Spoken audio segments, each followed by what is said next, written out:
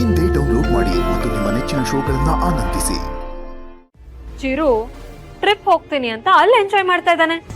ಗುರು ದುಬೈಯಲ್ಲಿದ್ದಾನೆ. ಮನೆ ಕೆಲಸದವ್ರಿಗೆಲ್ಲ ನೀವೇ ರಜಾ ಕೊಟ್ಟಿದ್ದೀರಾ.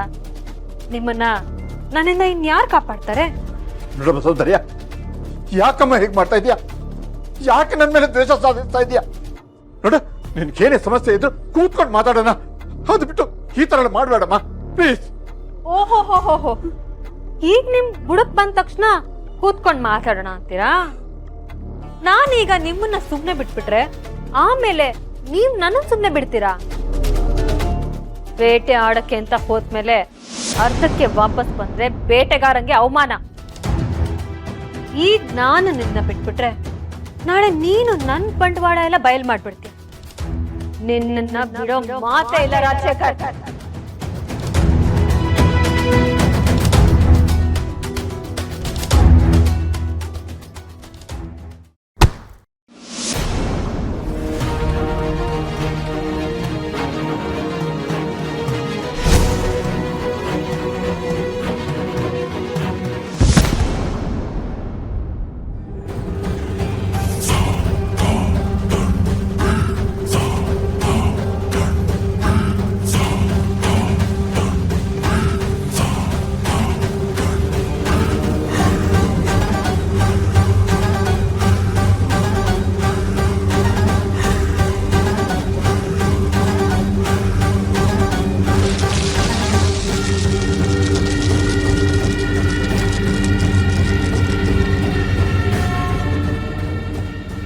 ಈಗ ನಿನ್ನ ಅದ್ ಯಾರು ಬಂದು ಕಾಪಾಡ್ತಾರೋ ನಾನು ನೋಡ್ತೀನಿ. ಸೌಂದರ್ಯ, ಅಣ್ಣ ಬನ್ನಿ. ಇವ್ರು ಬಂದ್ಬಿಟ್ರಾ? ಇನ್ನು ನಿನ್ ಕತೆ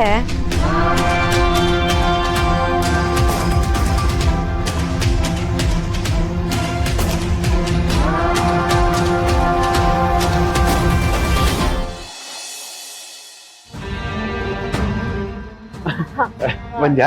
ಇದು ಎಲ್ಲ ತಂದ್ಬಿಟ್ರಾ? ಎಲ್ಲ ತಂದಿದೀವಿ. ಅಣ್ಣನ ಕಣಮ್ಮ, ಊಟ ಮಾಡೋಣ. ಅದು ನೀವ್ ಬರೋದ್ ಲೇಟ್ ಆಯ್ತು ಅಂತ ಮಾವ ನಿದ್ದೆ ಬರ್ತಿದೆ, ಸುಸ್ತಾಗ್ತಿದೆ ಅಂತ ಸ್ವಲ್ಪ ಹೊತ್ತು ರೆಸ್ಟ್ ಮಾಡ್ತೀನಿ ಅಂತ ಹೋಗಿದ್ದಾರೆ. ಒಂದ್ ಕೆಲ್ಸ ಮಾಡಿ, ನೀವಿಬ್ರು ಊಟ ಮಾಡ್ಬಿಡಿ. ಮಾವ ಎದ್ಮೇಲೆ ನಾನು ಅವ್ರಿಗೆ ಬಡಿಸಿ ನಾನು ಊಟ ಮಾಡ್ತೀನಿ. ಹೌದಾ? ಬಂದಿದ್ ಲೇಟ್ ಆಯ್ತಾ? ಅವನಿಗೋಸ್ಕರ ಸರ್ಪ್ರೈಸ್ ತಂದಿದ್ದಲ್ಲಮ್ಮ. ಸುಕ್ಕು, ಯಾಕೆ ಇಷ್ಟು ಲೇಟ್ ಆಯ್ತು?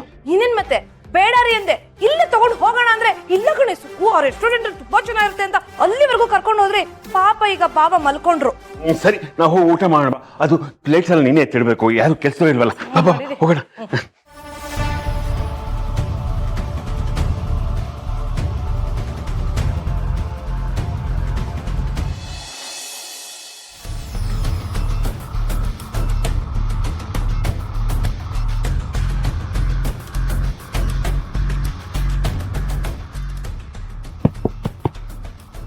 ರಾಜಶೇಖರ್, ರಾಜಶೇಖರ್, ಏನ್ ಮಾಡ್ತಾ ಇದ್ಯಾ? ಓ, ರೆಸ್ಟ್ ಮಾಡ್ತಾ ಇದ್ಯಾ?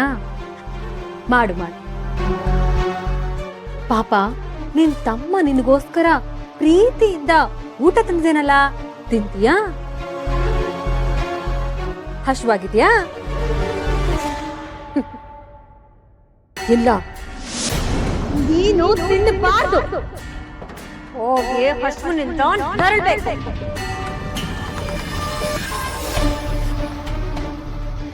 ಮನೆ ಅಧಿಕಾರ ತಗೊಂಡು ಚಿರುಗೆ ತಾಯಿ ತರ ನಾಟಕ ಆಡಿದ್ದೆ. ಈ ಮನೆ ನನಗ್ ಮಾಡಿರೋ ಅನ್ಯಾಯಕ್ಕೆ ಪ್ರತೀಕಾರ ತೀರಿಸ್ಕೊಳ್ಳೋದಕ್ಕೆ ಮಹಾರಾಣಿ ತರ ನಾನ್ ಮೆರಿತಾ ಇದ್ದೆ. ಆದ್ರೆ ಯಾವಳೋ ದೀಪ ಬಂದ್ಬಿಟ್ಲು. ನನ್ನ ಮುಂದೆನೆ ನಿಂತು ಈ ಮನೆನ ಬೆಳಗ್ತೀನಿ ಅಂದ್ರೆ ನಾನು ಬಿಟ್ಬಿಡ್ತೀನಾ? ಸಾಧ್ಯನೇ ಇಲ್ಲ. ಅವಳನ್ನ ಹೊಸಕಾಕಿ ನಾನು ಇಷ್ಟಪಟ್ಟಿರೋ ಆ ದಿಶನ್ ಜೊತೆ ಚಿರು ಮದುವೆ ಮಾಡಿಸ್ತೀನಿ. ಆಮೇಲೆ ಅವರಿಬ್ರನ್ನು ನನ್ನ ಕಂಟ್ರೋಲ್ಗೆ ತಗೊಂಡು ಮನೆನ ಸರ್ವನಾಶ ಮಾಡ್ತೀನಿ.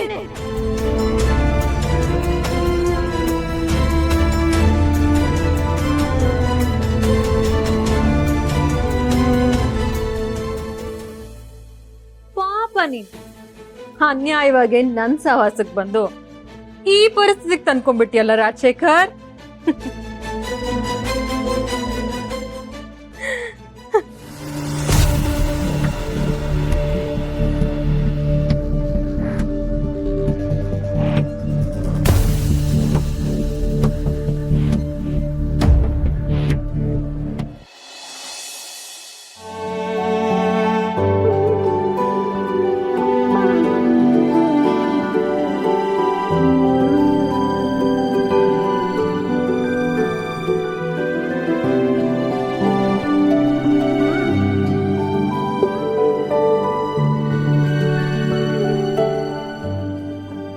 ಅವ್ರು ಚಿಕ್ಕ ವಯಸ್ಸಲ್ಲಿ ಹೇಗಿದ್ರು ಏನೋ.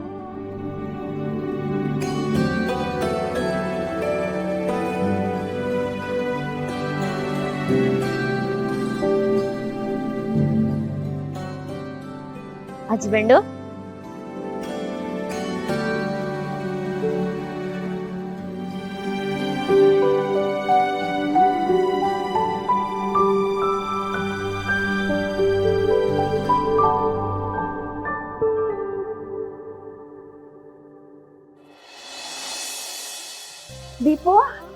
ದೀಪ ಮಗಳೇ, ಇವತ್ತಿಗೆ ನಿನ್ ಕಷ್ಟ ಎಲ್ಲ ಮುಗೀತು.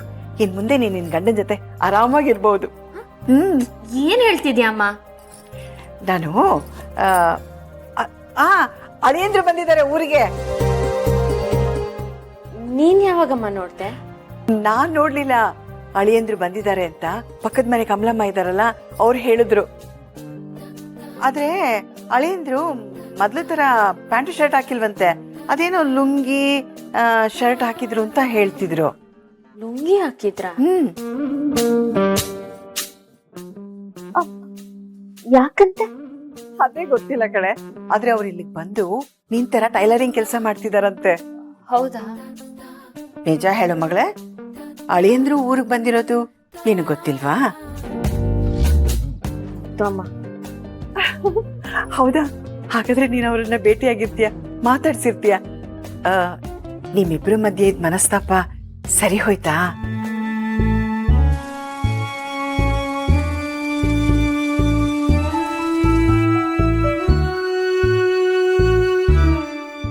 ಇಲ್ಲ, ನಾನು ಅವ್ರನ್ನ ಮಾತಾಡ್ಸಿದ್ದೆ.